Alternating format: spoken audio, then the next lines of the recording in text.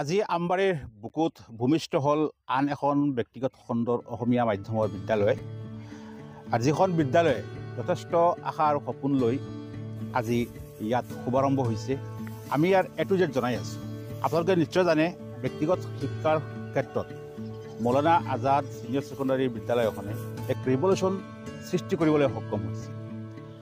ব্যক্তিগতভাৱে যে বিদ্যালয় খুলি শিক্ষা দিব পাৰি বা শিক্ষাৰ মানদণ্ড আমি বহুত উচ্চ পৰ্যায়লৈ লৈ যাব পাৰি, ইয়াৰ প্ৰথম এই অধ্যায়টো বা এই ৰিভলিউশ্যনটো আৰম্ভ কৰিছিল মৌলানা আজাদ ছিনিয়ৰ ছেকেণ্ডাৰী বিদ্যালয়খন। এটা সময়ত আমি ভাবিছিলোঁ মেট্ৰিক পাছ কৰা, ফাৰ্ষ্ট ডিভিজন পোৱা, ষ্টাৰ পোৱা এইবিলাক এক ডাঙৰ সপোন আমাৰ হ'ল।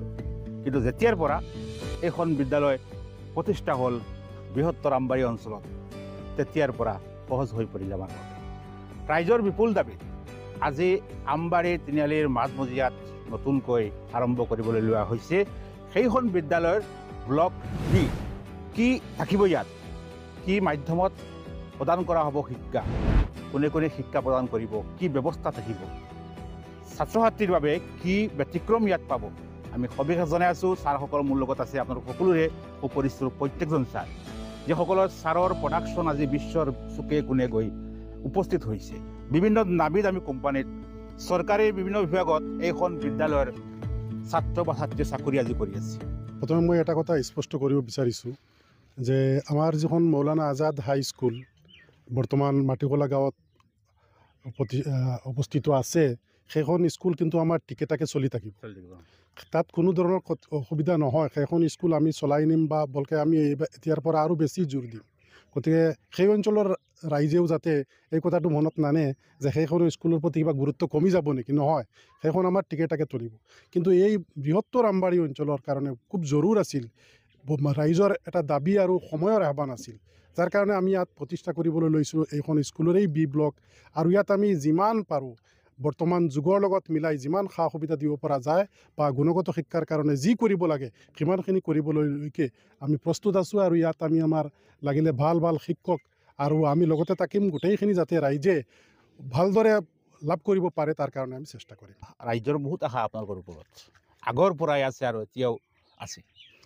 আমাৰ ওপৰত আশা যিখিনি ৰাইজে কৰিছে, নিশ্চয় সেই আশাত আমি পাছ কৰিম বুলি আমি ভাবোঁ। কিয়নো এইবাৰ আমি ইয়াত যিখন স্কুল কৰিব বিচাৰিছোঁ এইখনৰ মিডিয়াম থাকিব দুইটা, এংলো এছামিছ, সেইকাৰণে নাম দিয়া হৈছে।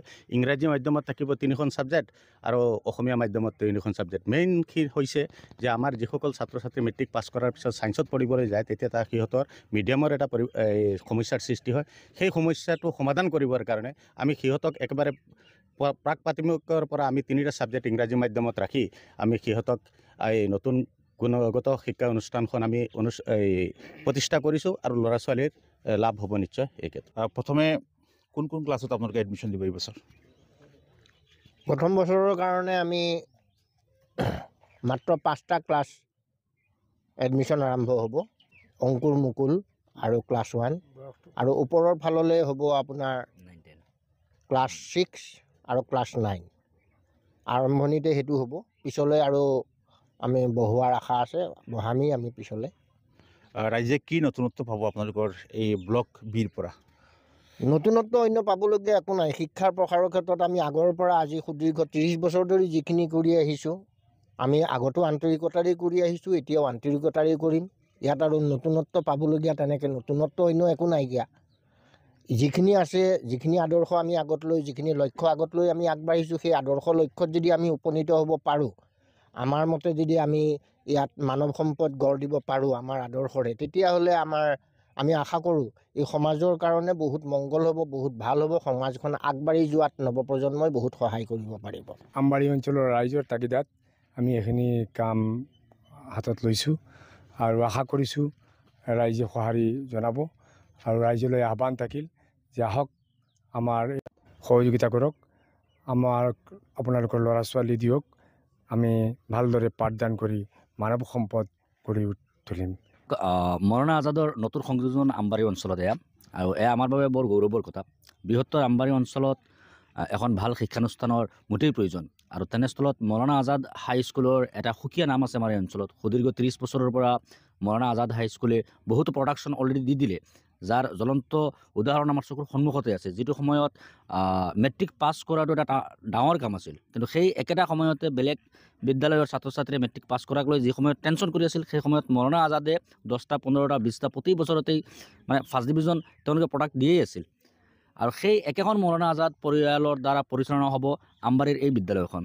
আৰু এই বিদ্যালয়খন স্থাপন কৰাৰ এটাই উদ্দেশ্য যে যিহেতু মৌলানা আজাদৰ যিখন প্ৰথম ব্লক আছে, তাত আমাৰ এইটো অঞ্চলৰ পৰা বিশেষকৈ ছোৱালীৰ অহা যোৱাটো মানে এটা অসুবিধা হৈ যায়, দূৰত্ব বেছি হৈ যায়। তাৰে তাগিদাত আমবাৰী অঞ্চলৰ ৰাইজৰ সুবিধাৰ্থে মৌলানা আজাদে ইয়াতে তেওঁলোকৰ দ্বিতীয়খন ব্লক খুলিছে। ইয়াতে বেলেগ একো নিয়ম নাথাকে, মৌলানা আজাদৰ যিটো সেই পুৰণা বিদ্যালয়খনৰ যি নিয়ম নীতি যিটো আছে, যিসকল পৰিচালনা কমিটি আছে, পৰিচালনাত যিসকল আগশাৰীৰ যিসকল শিক্ষক আছে, তেওঁলোকৰ দ্বাৰাই পৰিচালনা হ'ব মৌলানা আজাদৰ এই দ্বিতীয় ব্লকখন। মৌলানা আজাদ হায়াৰ ছেকেণ্ডাৰী যিখন স্কুল, এইখন অলৰেডি সুনাম আছে, তেওঁলোকে অলৰেডি কৃতকাৰ্যতা লাভ কৰিছে, চাৰিওফালে এইখনৰ সুনাম আছে। গতিকে এনেকুৱা স্কুলৰ এখন ব্ৰাঞ্চ যদি আমবাৰী অঞ্চলত হয়, তেনেহ'লে নিশ্চয় আমবাৰী অঞ্চলৰ মানুহ ইয়াৰ দ্বাৰা উপকৃত হ'ব। আৰু যদি বিশেষ কিবা আপোনালোকৰ জানিব লগা থাকে বা বুজিব লগা থাকে, তেন্তে আপোনালোকে যোগাযোগ কৰিব, ছাৰসকল আছে বা আমি নাম্বাৰ দি দিম, নাম্বাৰ যোগাযোগ কৰিলে জানিব পাৰিব।